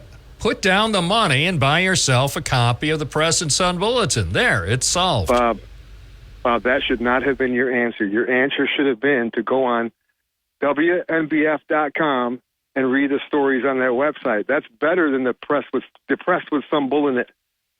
That's better than all those other. Well, of course it is, but I also support local journalism. Yes, it's safe to say that WNBF.com, with many stories written by me and Don Morgan and my Town Square Media colleagues, obviously, in my humble, unbiased opinion, that's the best. But then we also have other news organizations, including the newspaper. Go ahead, buy some copies. I meant to ask, how is my favorite write-in candidate doing? Don Morgan. I'm going to write his name in because the candidate that I was going to vote for snubbed me and walked away. So I'm writing Felicia. In Don Morgan. Felicia was never serious about it anyway. No, it's a male. It's not a female. It's a male. He snubbed me, and I tried to talk to him, and he. It's church gossip. These politicians, you listen to church gossip about DJ, which stands for Declaring Jesus. And they listen to this gossip about me that I'm a Lone Ranger and that I'm all that is just locker room talk. Yes. That's the kind of stuff you'd hear on the Billy Bush bus. Yes, and they're not going to grab me by anything. They better not. I tell you. All right, thanks, Deej. It's DJ from Binghamton here at WNBF, the station that serves America. 11:34. Let's take another call, shall we? Morning, you're on the air. What's your first name? Where are you calling from? Joe from Owego. Hey, Joe. Hey, thanks for sending that note the other day. Well, it's one of those things that happens, and if you're somewhat alert to all that's happening in an area, there's a whole lot of things that contribute and affect. And you got to look at all of them before you can make a decision on the initial one. So you're welcome. Yeah, I appreciated that because you you were paying close attention to one of our interview segments, and you heard something quite important. I heard a lot of things that were very important. If each one of them we could just get straight information about, we could make a very, very clear, informed answer. So it's on your mind this morning? The caller that suggested that climate change and so forth is there, I will go back to things that I have said over the years. The Earth system receives from the sun in 1 hour the energy utilization by society for 1 year. The Earth receives 24 years worth of energy a day from the sun. We are giving credit to 4 cents out of a $100 bill. That's the percentage of carbon dioxide in the atmosphere as causing a great deal of what I will refer to as weather circumstances. And I think we need to first define what we're talking about when we talk about climate and what we talk about when we talk about weather. Because in your day and my day in school, there were 5 or 6 different climates and that were long-term, and weather was short-term. And I think we're missing defining terms. I think we're conflating terms which we should. But I'll go back to my original statement. We get 24 years worth of energy in the Earth's system every day. And I don't think you can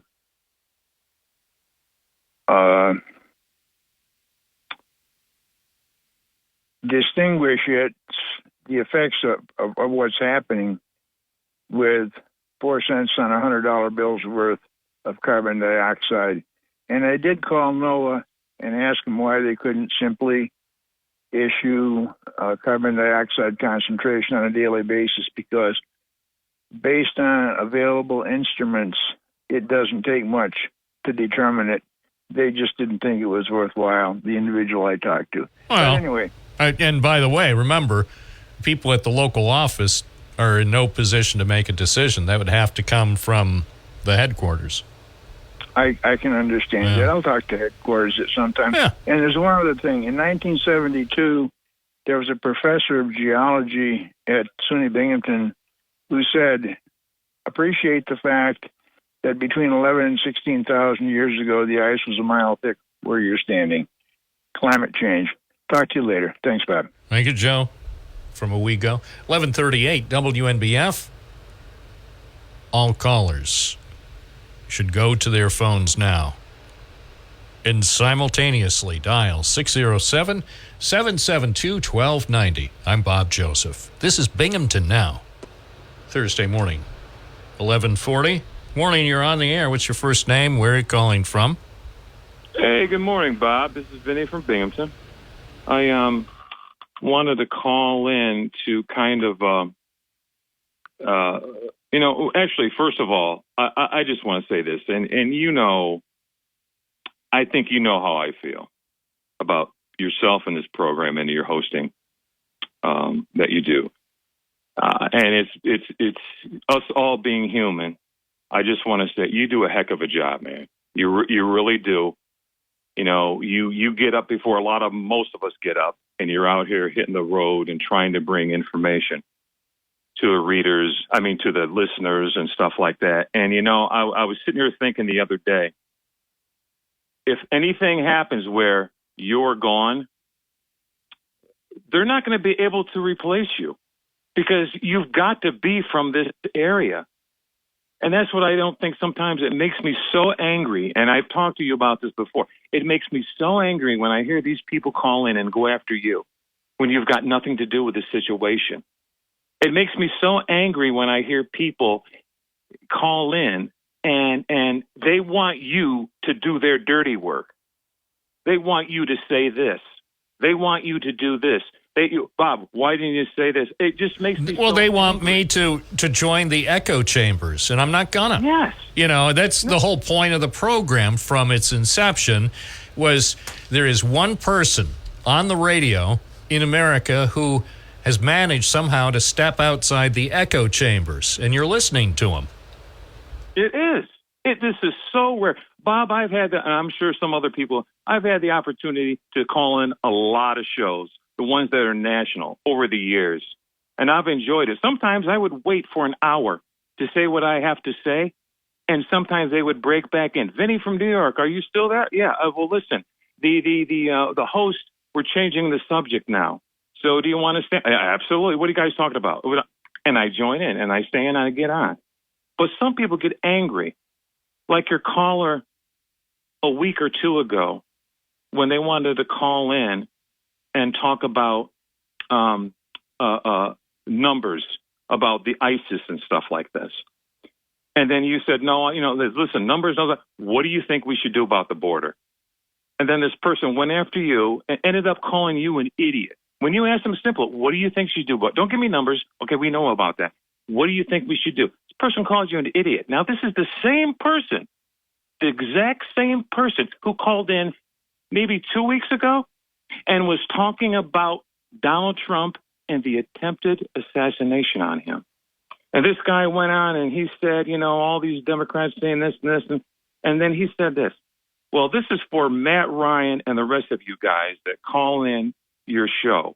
Tone down the rhetoric. Now, this is the same guy who called you an idiot. Tone down the rhetoric. And then he added, because people are listening to you morons. It's 2 weeks. Now, you guys want to say Bob Joseph, our host, he talks to many people, differently. Let me tell you something. If Talk with Tony was still here, that guy wouldn't even be able to get on. He'd shut him out. He wouldn't be giving this guy a second chance. No, Tony, and I loved Tony, but I'll be the first to admit, excuse me, I am not Tony, and I'm not gonna, say that I will pretend to be Tony Russell. Hey, we were buddies, but sometimes his style on the program, to be honest, made me sad. But Tony was Tony. I mean, that was, he was the genuine article. So I run a show that and again, personally, and this is not anything against Tony, I think I put a lot more effort into the show every day. And I also think I have more accurate information about the Binghamton area and also beyond. And one thing is, look, I've been working for a long time in this community as a reporter. So Tony never purported. First of all, Tony was always open that he moved to Binghamton from Niagara Falls. He was in Binghamton for decades. He made Binghamton his home. He loved it here. But he didn't grow up here. So I think I bring a unique perspective to this program, and whether you like it or not, it also affords most people who can carry on a civil conversation have access to this program. Absolutely right. And I'll tell you what, too, Bob, because I remember calling and talk with Tony. I remember a conversation we had right after George Pataki won the governor's race. And I called Tony up and I said, Tony, I am so mad. I'm spitting nails. And he laughed, and we had a conversation about it. And I went in and I talked about how I was so upset with the Democratic Party. I was so upset with Andrew Cuomo. I was ticked at Bill Clinton and Hillary Clinton when they moved up here, and how we opened our arms for them, and how they basically disrupted the democratic process up here, because Carl McCall was next in line. And they wanted Andrew. And then we go through and, Terry McAuliffe was the guy handing out the money. These were all Clinton people. They were handing out the money. And I think it was in the Rochester Chronicle, Democratic Chronicle. I think that's what it is. How Carl McCall said, I felt like I was undermined. I was steaming what they did to that guy. We never had a chance to see what this guy could do. So I remember talking to him. Personally, and it's too late now, but from my conversations, and I had several with Carl McCall, it was my impression he would have made a very good, if not even an excellent, governor of New York. Absolutely. Upstaters didn't even get to know him. And he would have done it. And Bob, the thing I hated, he was next in line. Chuck Schumer was behind him. All the Democrats were behind him, but Bill Clinton comes up here with this guy. But as karma happens to people, I think we all know what happened there with all of them. But and one other thing I got to say, Bob, Tony didn't have this audience. He didn't have this type of audience. Okay, that's why things have changed in our society. And I hate to use her name, but I got to say it. That one of your callers, that Rita from Johnson City, she said it right. It was never like this. When we used to have debates, we didn't need any fact checking. We didn't have any. We used to have an audience. People with the moderators. What you saw the other night. I was going to say the vice presidential debate that we witnessed earlier this week was sort of a throwback to the way national debates were conducted by people who were passionate and represented their party well, but didn't make you cringe with everything you said. And I didn't see any really, trying to remember if there was anything really, really cringeworthy on the part of either candidate during the debate. There were positions that I might have disagreed with, and there were some things that factually may have been inaccurate, but I don't think it was part of a deliberate effort to mislead the viewers. And just the fact that these two guys, the Republican and Democratic vice presidential candidates, could behave like good people, the way most of us try to behave, especially in public, hopefully in private too. Absolutely. And Bob, one other thing you see, what you didn't say back then when we used to have the debates, you didn't see them going after the moderators. They didn't go after, Bernard Shaw, all those guys back then. They didn't go after the moderators. They should have speaking of Bernie Shaw, remember the question that everybody can never forget that he posed to Michael Dukakis, a Democratic candidate. Remember, it was on CNN, so everybody says, CNN is in the tank for Democrats and liberals. Hey, Bernie Shaw posed a question that nobody ever forgot, and a lot of people were under the impression, because of the, shall we say, less than stellar reaction by Michael Dukakis, that it might have cost him the election. So, but I never heard Dukakis or his campaign question the integrity or the intelligence of Bernard Shaw. Right, exactly. And even the supporters on the Democratic side, they didn't go after Bernard Shaw. As a matter of fact, Mario Cuomo said, I think it was on Charlie Rose, he goes, what he should have said is, because remember, Cuomo did not believe in the death penalty. But he said what he should have said, whatever that guy was, if I could have got my hands on him, I would have strangled him. And he said something, you got to come back with some force. But I mean, it was just one of those things, the Boston Harbor and everything. But there was a certain, there were borders of how people reacted, how people are. Today, it's crazy. It's just crazy. But we have somebody out there that does this. Just this past weekend, we got one of the candidates out there saying that she's mentally impaired. She's mentally disabled. Well, by the way, for those who may not recall that debate question, and interestingly, this is how the debate started, with Bernie Shaw asking an important question on an important issue to Massachusetts Governor Dukakis. Listen carefully. The first question goes to Governor Dukakis. You have 2 minutes to respond. Governor, if Kitty Dukakis were raped and murdered, would you favor an irrevocable death penalty for the killer? No, I don't, Bernard, and I think you know that I've opposed the death penalty during all of my life.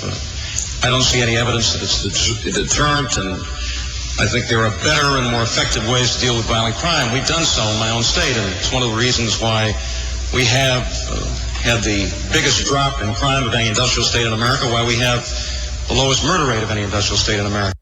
So that was the question and the initial part of the response.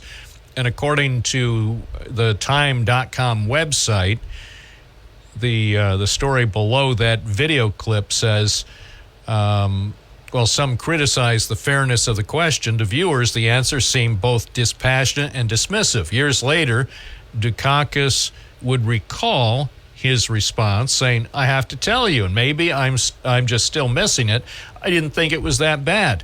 Well, the problem is, it was that bad because that was able to be played over and over and over again, and people hearing that and seeing that he didn't react with the kind of visceral anger and outrage by such a hypothetical. I mean, let's face it, or I think how Donald Trump would respond to the question. I think I know even how Kamala Harris would respond to the question if it involves somebody doing something terrible to her spouse or somebody in her family, because politicians understand the reality of the electorate when it comes to this issue. And if you answer a question, especially the way that was framed so dispassionately, even if it was from the heart and clearly reflected his beliefs, his long-held beliefs, people held it against him. True. But, Bob, the sad part about it is our, I hear everybody, you got a group of people that like to hide behind things, hide behind the Bible, hide behind the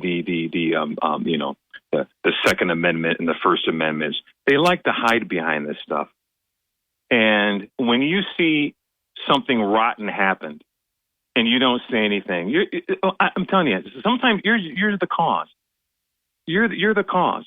You've got, and like I said, with you here, you got all these people that listen to this program. Realize if you're gone, this show is over. Because if someone comes on there and they're not from this area and they want to start talking about Pat Mitchell's, now what was that now?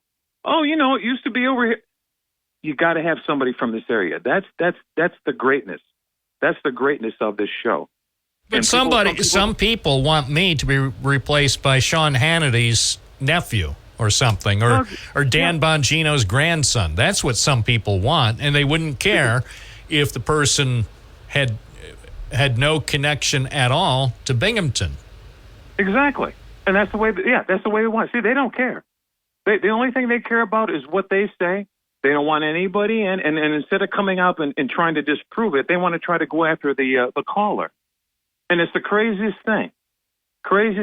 And Vic, I hope you're listening, because, man, God bless you, man. I heard you the other day talking about people being frustrated, and you talked about peace and harmony, both sides of the aisle. And then you talked about, some people believe in human beings has the right to do anything they want. But, Vic, you took that steering wheel and you yanked it to the right. And as soon as you start talking about California, I'm like, dang it, Vic, where are you going? Because, Vic, I want to tell you something. This guy that I'm talking to right now, you were in his studio. You got to talk on the radio. He lets you talk on the radio. So when you hear your fellow Trumpers come in and start blasting this guy, where are you? Okay? That's the question. Where are you? You should be on his phone. Hey, listen, guys, I'm a Trump supporter, but we need to knock it off. Okay? This is a great show. We got a great host. Let's keep it above board. Let's keep it on these issues. And everybody can call in and express their opinion, but you can't go off the rails. Yep. Get yourself under control. Because Vic used to say this too. Listen, some of these people that call in and the stuff, Bob, they're rookies. They're like, they play Division III baseball and they think they're in the majors. And you can tell by the questions and the comebacks. It's like, give me a break.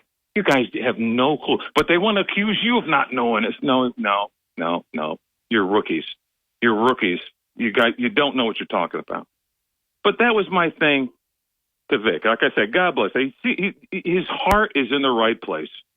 But and he's passionate. Matt Ryan can tell you. And I mean, both of them are passionate. And even if you dislike one or the other, or maybe some people dislike both. We need more people who are passionate about local issues and national issues. And some people who dislike you when you're on, oh, you let them go on for too long. Hey, what people don't know is if somebody wants to call and respond to something you say and do it in a civil way, they have the opportunity. So anyway, appreciate your call and your observations. And hey, everybody, if you stick to the issues, if you're polite and behave like an adult, you can be on the program. If you're unable to adhere to those guidelines, well, you can call the nationally syndicated shows. I'm Bob Joseph. You've been listening to Binghamton Now.